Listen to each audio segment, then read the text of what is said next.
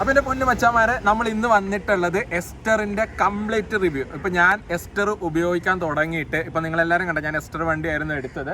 അപ്പോൾ നമ്മുടെ ബിസിനസ്സിൻ്റെ കാര്യങ്ങൾക്കും എല്ലാം വേണ്ടിയിട്ടാണ് ഞാൻ ഈ ഒരു വണ്ടി ചൂസ് ചെയ്തത്. അപ്പോൾ ഈ എസ്റ്റർ ഞാൻ എടുത്തിട്ട് ഇപ്പോൾ ഒരു ഏകദേശം 1.5-2 മാസം ആവുന്നു. ഇപ്പോൾ കംപ്ലീറ്റിൽ ഒരു 2000 ചില്ലാനം കിലോമീറ്റർ ഓടി.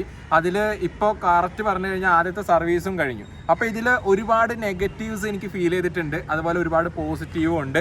എനിക്കുണ്ടായ അനുഭവങ്ങളാണ് ഞാനിന്ന് നിങ്ങൾക്കായിട്ട് ഷെയർ ചെയ്യുന്നത്. അപ്പോൾ ഈ വണ്ടി എടുക്കണോ വേണ്ടയോ എന്നുള്ളൊരു ചോദ്യമായിരുന്നു. ഒരുപാട് പേര് എന്നോട് ചോദിച്ചു ഈ വണ്ടിയുടെ പെർഫോമൻസ് എങ്ങനെയാണ്, ഇതിൻ്റെ റിവ്യൂ ഇടാവോ. പക്ക യൂസ്ഡ് റിവ്യൂ ആണ് ഞാൻ ഇന്ന് ചെയ്യാൻ വേണ്ടി പോകുന്നത്. ഒരു 2000 കിലോമീറ്റർ ഓടി ഒരു 1.5 മാസം ഉപയോഗിച്ചതിൻ്റെ ഒരു പേഴ്സണൽ റിവ്യൂ ആണ് ഞാൻ നിങ്ങൾക്ക് വേണ്ടിയിട്ട് പറയാൻ വേണ്ടി പോകുന്നത്. അപ്പോൾ നമ്മുടെ വണ്ടി വരുന്നത് ഇതാണ്, എസ്റ്റർ ആണ് നമ്മുടെ വണ്ടി വരുന്നത്. അപ്പോൾ നമ്മൾ ഓൾറെഡി പറഞ്ഞ ആ ഒരു വണ്ടിയുടെ ലുക്ക് ബേസ് പറയാൻ നേരത്ത് എല്ലാവർക്കും അറിയാം. ആ ഒരു ഫ്രണ്ട് പോർഷൻ വരാൻ നേരത്ത് നമ്മൾ പറയേണ്ട കാര്യമില്ല. ഫ്രണ്ടിൽ നിന്ന് വരുമ്പോൾ ആ ഒരു ലുക്ക് ബേസിൽ വരുമ്പോഴേക്കും വണ്ടി അടിപൊളി ലുക്കാണ് വരുന്നത്. ആ എസ്റ്റർ എന്ന് നീട്ടി എഴുതിയേക്കുന്നതും കാര്യം ഒരുപാട് റിവ്യൂവിൽ നിങ്ങൾ കണ്ടിട്ടുള്ളതായിരിക്കും. പ്രത്യേകിച്ച് എടുത്ത് പറയേണ്ട കാര്യമൊന്നുമില്ല. വണ്ടിയുടെ ആ ഒരു ലുക്ക് ബേസിനെ കുറിച്ച് പറയുന്നില്ല. വണ്ടിയുടെ പെർഫോമൻസ് ലെവൽ പറഞ്ഞു തന്നെ തുടങ്ങാം. അപ്പോൾ ഷിബിനെ, നമ്മളിപ്പോൾ വണ്ടി അല്ലേ 2000 സംതിങ് കിലോമീറ്റർ ഓടി. അതായത് 2000 സംതിങ് കിലോമീറ്റർ ഓടിയിൽ ഒരു 1000 കിലോമീറ്റർ ഞാൻ ഓടിച്ചിട്ടുണ്ടാകും, 1000 കിലോമീറ്റർ ഞാൻ ഓടിച്ചിട്ടുണ്ട്. ഏകദേശം പെർഫോം നമ്മുടെ വണ്ടി എന്ന് പറഞ്ഞാൽ വണ്ടി ആദ്യമേ എങ്ങനെയുണ്ട് മൊത്തത്തിൽ നീ ഓടിച്ചിട്ട്, അല്ലാതെ ആ ഒരു ഇത്ര 1000 കിലോമീറ്റർ ഓടി അതിന്റെ ഒരു നിന്റെയൊക്കെ ഒരു കംഫർട്ട് ഫീല് കാര്യങ്ങൾ എന്താണെന്ന് പറയാമോ? കംഫർട്ട് എന്ന് പറയുമ്പോഴേക്കും ഇപ്പം ശരിക്കും ഞാൻ ആദ്യമേ ഒരു കാര്യം പറയാന്ന് വെച്ച് കഴിഞ്ഞാൽ ഞാൻ ശരിക്കും ഈ വണ്ടിക്കാണ് വണ്ടി ഓടിക്കാൻ പഠിച്ചത്. അതായത് വണ്ടി തെളിഞ്ഞു തന്നെ. അപ്പൊ ആ ഒരു ബേസിൽ പറയുവാണെങ്കിൽ എനിക്ക് ഓക്കെ ആണ് ഈ വണ്ടി. ഒരു ബിഗിനർ, ഞാൻ എന്തായാലും അപ്പൊ ഒരു ബിഗിനറാണ്.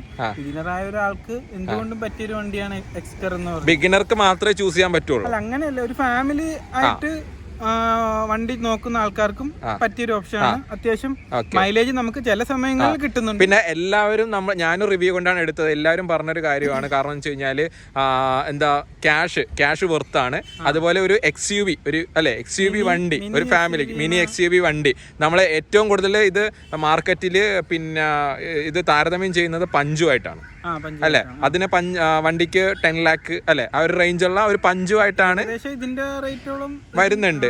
പഞ്ചുമായിട്ടാണ്, ആ ടാറ്റയുടെ പഞ്ചുമായിട്ടാണ് ഇത് കമ്പയർ ചെയ്ത് പറയുന്നത്. അപ്പൊ അത് വെച്ച് നോക്കുമ്പോ എങ്ങനെയുണ്ട് വണ്ടി? പഞ്ച് ശരിക്കും ഞാൻ ഓടിച്ചിട്ടില്ല, എങ്ങനെയുണ്ടെന്ന് എനിക്ക് വലിയ പിടിയില്ല. പക്ഷെ കമ്പാരിറ്റീവ്ലി പറയുമ്പോഴേക്കും പഞ്ച് 3 സിലിണ്ടർ വണ്ടിയാണ്, ഇത് 4 സിലിണ്ടർ വണ്ടിയാണ്. അതിന്റെ ഒരു റിഫൈൻമെന്റ് ഈ വണ്ടിക്ക് ഉണ്ട്.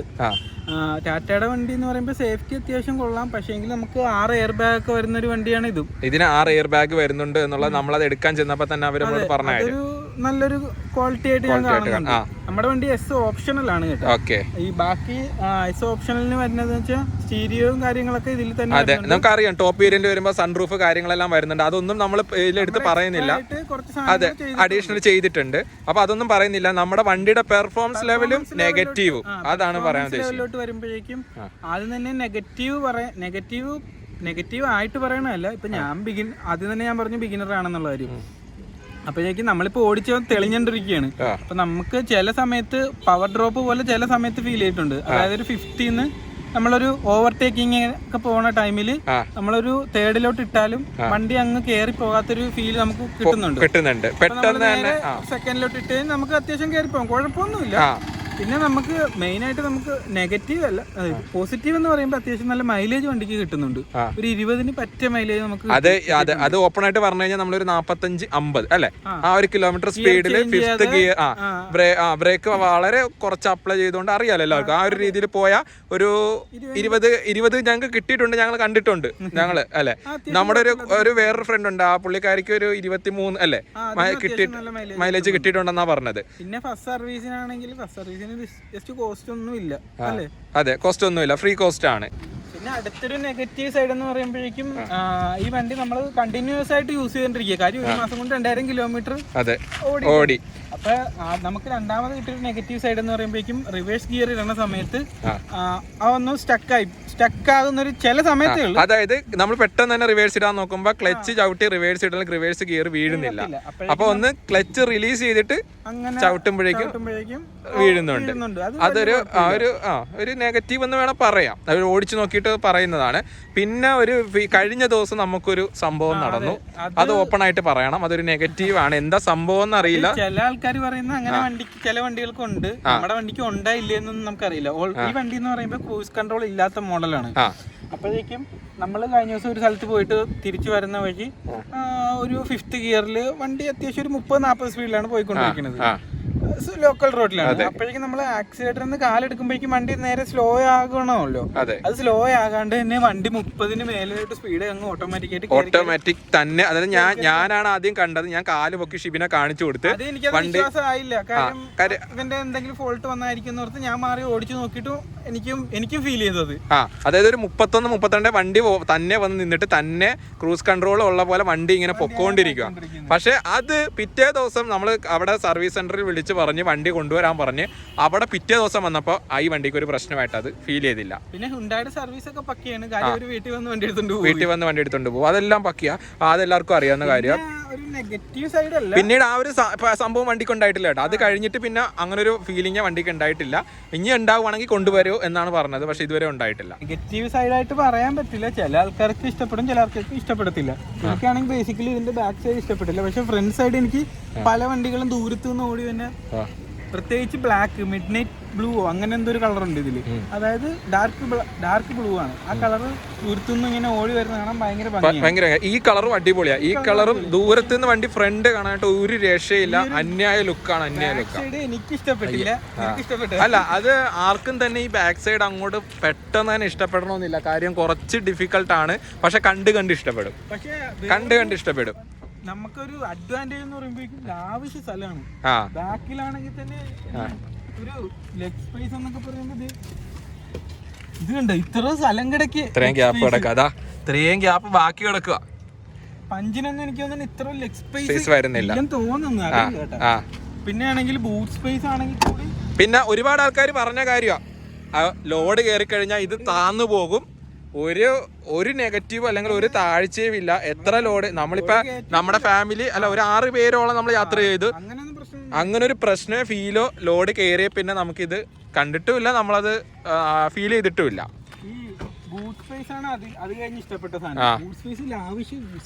ലാവിഷ് നമുക്ക് സ്പേസ് വരുന്നുണ്ട്. എന്തായാലും വെർത്തായിട്ടുള്ള ഒരു സ്പേസ് ആണ് നമുക്ക് വരുന്നത്. കാരണം വെച്ച് കഴിഞ്ഞാൽ അത്യാവശ്യം ലാവിഷ്, ഒരാൾക്ക് എങ്ങനെയാലും കയറി ബാക്കിൽ കയറി ഇരിക്കാം. ആ ഒരു കണ്ടോ, ആ ഒരു സ്പേസ് നമുക്ക് കിട്ടും. അവൻ കയറി ഇരുന്ന് കാണിച്ചു തരാം. വണ്ടിയുടെ പുറകിൽ ഷിബിൻ ഇരുന്ന് അവന് വേണമെങ്കിൽ അങ്ങോട്ട് മടക്കിയിരിക്കാം. അത്ര ഒരു സ്പേസ് നമുക്ക് വണ്ടിയിൽ ബാക്കിൽ കിട്ടുന്നുണ്ട് എന്നുള്ളതാണ് അതിന്റെ ഒരു വേറൊരു പ്രത്യേകത എന്ന് പറഞ്ഞാൽ. പിന്നെ ഷിബിനെ ഇതിന്റെ ലൈറ്റ്, പിന്നെ ഇത് ഇവിടെ ഒരു പെയിന്റിങ് അത് പറയണം. ചില വണ്ടിക്ക് പെയിന്റ് ചെയ്തിട്ടുണ്ട് അവര്. അപ്പൊ നമ്മൾ ചോദിച്ചപ്പോ ഇത് കണ്ടോ, ഇത് പെയിന്റ് ഇല്ല എന്നാ പറഞ്ഞത്. പക്ഷെ എന്താ നമുക്കറിയില്ല, പെയിന്റ് ഇല്ല. പിന്നെ ഇവിടെ ഇതിന്റെ അകത്ത് പെട്രോൾ ടാങ്കിന്റെ ഉള്ളിൽ അതൊന്ന് ജസ്റ്റ് തുറന്ന് കാണിച്ചു തരാം. അപ്പോൾ നമ്മൾ പറഞ്ഞു വെച്ച് കഴിഞ്ഞാൽ ചിലതിൽ നമ്മളങ്ങനെ കണ്ടപ്പോൾ പെയിന്റ് ഉള്ളതായിട്ട് ഫീൽ ചെയ്തിട്ടുണ്ട്. നമ്മൾ വേറെ വണ്ടി കാണാത്ത കൊണ്ടാണെന്ന് അറിയില്ല. അപ്പോൾ അവരോട് ചോദിച്ചാൽ പറഞ്ഞു ഇതിന് പെയിന്റ് വരുന്നില്ല. പക്ഷെ നമ്മുടെ ഫ്രണ്ടിന്റെ വണ്ടിയിൽ പെട്രോൾ ടാങ്കിന്റെ അകത്ത് അവളുടെ വണ്ടിക്ക് പെയിന്റ് ചെയ്തിട്ടില്ലെന്ന് തോന്നുന്നു. ചെയ്തിട്ടില്ല. നമ്മുടെ വണ്ടിക്ക് പെയിന്റ് ഉണ്ട്. അപ്പൊ അങ്ങനെ ഒരു ചെറിയൊരു കൺഫ്യൂഷൻ കറക്ഷൻസ് ഉണ്ട്. ഇനി പെട്ടെന്ന് തന്നെ ഫസ്റ്റ് ബാച്ച് വണ്ടി ആയതുകൊണ്ടായിരിക്കാം, അറിയത്തില്ല. അപ്പൊ അങ്ങനെ ഒരു ഫീല് വന്നിട്ടുണ്ട്. പിന്നെ പറയാനാണെങ്കിൽ വണ്ടിയുടെ അകത്ത് സ്പേസും കാര്യങ്ങളൊന്നും പറയേണ്ട കാര്യമില്ല. നമ്മൾ ഓൾറെഡി പറഞ്ഞു, അമ്മാതിരി അന്യായ സ്പേസും കാര്യങ്ങളുമാണ്. നിങ്ങൾക്ക് കാണാൻ പറ്റും. അത്യാവശ്യം അവിടുന്ന് തന്നെ വന്നു കഴിഞ്ഞാൽ വണ്ടി ഒരു രക്ഷയില്ല, അന്യായ ഫീലാണ്. പിന്നെ ഇതിനകത്ത് അഡീഷണൽ നമുക്ക് എന്ത് വേണമെങ്കിലും ചെയ്യാം എന്നുള്ളതാണ് അവരോട് പറഞ്ഞു കഴിഞ്ഞാൽ. മാക്സിമം ഞങ്ങൾ പറയുന്നത് പുറത്തുനിന്ന് ചെയ്യാനേ പറയുള്ളൂ. കാരണം അറിയാമല്ലോ, പൈസ ആയിരിക്കും. പുതിയതായിട്ട് വണ്ടി എക്സ്റ്റർ നോക്കുന്നുണ്ടെങ്കിലും ഏത് വണ്ടി നോക്കുന്നുണ്ടെങ്കിലും അണ്ടർബോഡി മാത്രം അവിടെ നിന്ന് ചെയ്യാം. അതെ, ബാക്കിയൊന്നും ചെയ്യേണ്ട കാര്യമില്ല. അവരൊരുപാട് പൈസ പറയും. അണ്ടർബോഡി അവിടെ നിന്ന് ചെയ്യാൻ പറയേണ്ട കാര്യം, നമ്മള് ചിലപ്പോ വണ്ടി എടുക്കുന്ന ക്ലൈമറ്റ് എന്താണെന്നൊന്നും പറയാൻ പറ്റില്ല. ചിലപ്പോ ചെളി അടിക്കാൻ, ചിലപ്പോ ചെളി അടിക്കാം. മറ്റേത് ഫ്രഷ് ആയിട്ട് തന്നെ ഒരു അണ്ടർബോഡി ചെയ്ത് വിടുവായിരിക്കും. അപ്പോൾ ഞാൻ ഒരു ഇതായിട്ട് പറയണതല്ല, എന്നോട് 12,000 രൂപ അല്ലെ 11,500 രൂപ അണ്ടർബോഡി ചെയ്യാനും പിന്നെ എന്നായിരുന്നു അണ്ടർബോഡി പിന്നെ മറ്റേ എന്തോ ചെയ്യാനായിട്ട് എന്നോട് പറഞ്ഞു. അപ്പൊ ഞങ്ങള് യൂട്യൂബർ ആണ് എന്നുള്ളതും ഞങ്ങൾക്ക് ഇതിനെക്കുറിച്ച് വിവരമില്ല എന്നുള്ളതാണെന്നോ ഒരു ഓർത്ത് ഒരുപാട് ആൾക്കാർ ഇങ്ങനെ പറ്റിക്കപ്പെടുന്നുണ്ട്. അപ്പം നമ്മളങ്ങനെ പറ്റിക്കപ്പെട്ടിട്ടില്ല. നമ്മുടെ ഫ്രണ്ട്സ് ഹ്യുണ്ടായിൽ ഇത്ര വർഷം സർവീസിന് നിന്ന ആളെ വിളിച്ച് കാര്യം പറഞ്ഞപ്പോൾ പറഞ്ഞു, ഞങ്ങൾക്ക് ഇത് ചെയ്തു തന്നത് വളരെ ചീപ്പ് റേറ്റിലാണ്. ഞങ്ങൾക്ക് പറയാൻ പറ്റത്തില്ല, ഏറ്റവും ചീപ്പ് റേറ്റ് 12,000 ഒരു അതെ, അത്രയും പെർസെന്റേജിൽ എനിക്ക് അണ്ടർ ബോഡി കോട്ടിങ് ചെയ്ത് തന്നത്. അപ്പോൾ നിങ്ങൾക്കും അറിയാം പുറത്ത് അത്രയൊന്നും ആവില്ല, 1000-1500 രൂപയ്ക്കൊക്കെ അണ്ടർ ബോഡി കോട്ടിങ് പുറത്തും ചെയ്യുന്നുണ്ട്. അപ്പോൾ നമ്മളെ KL32 വണ്ടി, 32 കാണുമ്പോൾ തന്നെ ചേർത്തലയാണെന്നുള്ളത്. പ്രത്യേകിച്ച് ഞങ്ങൾ ബീച്ച് സൈഡ് കൂടിയാണ്. അപ്പൊ വണ്ടി നമുക്ക് ആദ്യം ആഗ്രഹിച്ച് പൊന്നുപോലെ മേടിച്ചൊരു സാധനമാണ്. അത് ആദ്യം തന്നെ നമ്മള് ചെയ്യാവുന്ന കാര്യങ്ങളൊക്കെ ചെയ്തു വിടണം. നല്ലതാണ്. അപ്പൊ ആ ഒരു ഇതുകൊണ്ടാണ് നമ്മൾ ആ ഒരു ഇത് പറഞ്ഞത്. അപ്പോൾ അല്ലാണ്ട് വേറെ ഒരു കാര്യങ്ങളില്ല. ഇന്റീരിയർ പറയാനായിട്ടാണെങ്കിൽ പ്രത്യേകിച്ച് നമുക്ക് കാര്യം നമ്മൾ ഈ കണ്ടുവരുന്നൊരു ഈ ഒരു സിസ്റ്റവും കാര്യങ്ങളെല്ലാം വെന്യൂ ഈ പറഞ്ഞ i20 എല്ലാത്തിനും ഏകദേശം സെയിം ആണെന്നാണ് എനിക്ക് തോന്നുന്നത്. ഞാനൊരു i20 ഈ സെയിം സാധനം തന്നെയാണ് കണ്ടത്. പിന്നെ വേറൊരു പോരായ്മയുണ്ട്. അത് പോരായ്മയാണെന്ന് എനിക്കറിയത്തില്ല. കാര്യം എന്താണെന്ന് വെച്ച് കഴിഞ്ഞാൽ നമ്മുടെ വണ്ടി ഗ്ലാസ് ഒന്നും ടിൻഡ് ചെയ്തിട്ടില്ല. അപ്പൊ ഒരു വെയിലുള്ള അത്യാവശ്യം നല്ല വെയിലുള്ള ടൈമിൽ AC കൂളിംഗ് കുറവ് പോലെ തോന്നിയിട്ടുണ്ട്. അത് പറയണം, അത് നെഗറ്റീവ് പറഞ്ഞേ പറ്റുള്ളൂ. അത്യാവശ്യം ഉച്ച സമയത്താണെങ്കിൽ ഒരു AC ഒരു ചുമ്മാ ഒരു നോർമൽ അല്ലേ, ഒരു AC ഇട്ട് പോണ ഒരു ഫീലേ ഇല്ല. 4 ഇട്ടാ കൂടി നമുക്ക് ഫീലിംഗ് ഇല്ല. അത് ചിലപ്പോ ഇനി ഈ ഒരു പ്രശ്നം കൊണ്ടാണോ ഇനി നമ്മളതല്ലേ നോർമൽ ആണോ എന്ന് നമുക്ക് അറിയത്തില്ല. ടിൻഡൊന്നും ചെയ്തിട്ടില്ല നമ്മള്. അപ്പൊ അങ്ങനെ ഒരു ബുദ്ധിമുട്ടുണ്ട്. പക്ഷേങ്കിൽ ഈ പറഞ്ഞ AC രാവിലെയും വൈകിട്ടും ഭയങ്കര കൂളിംഗ് ആവും. ഒന്ന് ഇട്ടാ കൂടി ഭയങ്കര വണ്ടി അവസാനം ഞാൻ ഇത് മാറ്റിയിട്ട് ഇങ്ങനെ അറ്റത്തിട്ട് ഓടിച്ചിട്ടുണ്ട്. ചൂട് മാത്രം ഇട്ട് ഓടിച്ചിട്ടുണ്ട്. ഈ സാധനം എന്ന് പറഞ്ഞു കഴിഞ്ഞാൽ ഞാൻ അങ്ങനെ അധികം വണ്ടികൾ കണ്ടിട്ടില്ല. അതായത് വില കൂടി എല്ലാ ലക്ഷറി വണ്ടികൾ കണ്ടിട്ടുണ്ട്.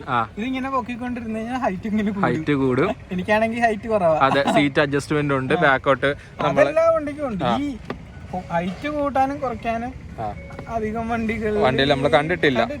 നമ്മുടെ അറിവ് കൊണ്ടായിരിക്കും കേട്ടോ. അതെ, ഇനി ആരും കമന്റ് ചെയ്തില്ല. നമുക്ക് നമ്മൾ അങ്ങനെ വലുതായിട്ട് കണ്ടിട്ടില്ല. അപ്പൊ ആ ഒരു ഹൈറ്റ് കുറഞ്ഞ ആൾക്കാർക്കൊക്കെ ഈ വണ്ടി ഈ പറഞ്ഞ ഹൈറ്റിൽ കയറ്റിട്ട് കഴിഞ്ഞാൽ സൂപ്പറായിട്ട്. അതായത് ഒരു ഫാമിലിക്ക് എന്തുകൊണ്ടും പക്ക വെർത്തായിട്ടുള്ള ഒരു വണ്ടിയാണ്. ഒരു XUV, മിനി XUV ആണ്. എന്തുകൊണ്ട് യാത്രാസുഖം അടിപൊളിയാണ്. ഇതിന്റെ പോസിറ്റീവ് സൈഡ് പറയണം.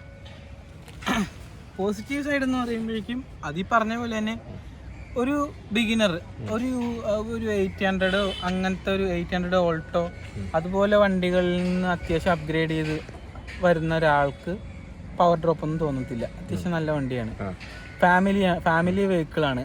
ഈ ഇപ്പൊ പ്രായമുള്ള ആൾക്കാർക്കാണെങ്കിലും ഹൈറ്റും കുറവാണ്, ലെഗ് സ്പേസും ഉണ്ട്. ചില വണ്ടികളിൽ ലെഗ് സ്പേസ് കുറവായിരിക്കും. ഇപ്പൊ മൈലേജ് ഫാമിലി വെഹിക്കിൾ എന്ന് പറയുമ്പോഴേക്കും പക്കയാണിത്. ഫാമിലി വെഹിക്കിൾ ആണിത്. പിന്നെ മൈലേജിന്റെ കാര്യം പറയുമ്പോഴേക്കും നമുക്കൊരു 20 പറ്റേ കിട്ടുന്നുണ്ട്. 20 പറ്റേ കിട്ടുന്നുണ്ട്. അതും വെർത്ത് ആയിട്ടുള്ള കാര്യം. എന്ന് വെച്ചാൽ 20 മൈലേജ് പെട്രോൾ വണ്ടി, 1200 cc എഞ്ചിൻ. അതും നമ്മളെ സംബന്ധിച്ചിടത്തോളം നല്ലൊരു കാര്യം തന്നെയാണ്. ഞങ്ങളാണെങ്കിൽ ഈ വണ്ടിക്കകത്ത് ആവശ്യത്തിലും കൂടുതൽ ഓപ്ഷൻസ് ഉണ്ട്. ടയർ പ്രഷർ മോണിറ്ററിങ്, അങ്ങനെ കുറേ സാധനങ്ങൾ ഇതിനകത്തുണ്ട്. ഞങ്ങൾ പോലും പഠിച്ചു തീർന്നിട്ടില്ല എന്തൊക്കെയാണെന്നുള്ള കാര്യം. വെറും 2000 കിലോമീറ്ററിലേ ഓടിച്ചിട്ടുള്ളൂ. 10,000 കിലോമീറ്റർ ആകുമ്പോൾ ഞങ്ങൾ അടുത്തൊരു റിവ്യൂ ചെയ്യുന്നതായിരിക്കും. അതിൽ ഈ വണ്ടി കംപ്ലീറ്റ് പഠിച്ച് കംപ്ലീറ്റ് കാര്യങ്ങൾ അതിൽ ഉൾപ്പെടുത്തിയിട്ടുണ്ടാകും. ഇപ്പം ഇതിൽ ഉള്ള സാധനങ്ങൾ ഞങ്ങൾ തന്നെ പഠിച്ച് കഴിഞ്ഞിട്ടില്ല. അതുകൊണ്ടാണ്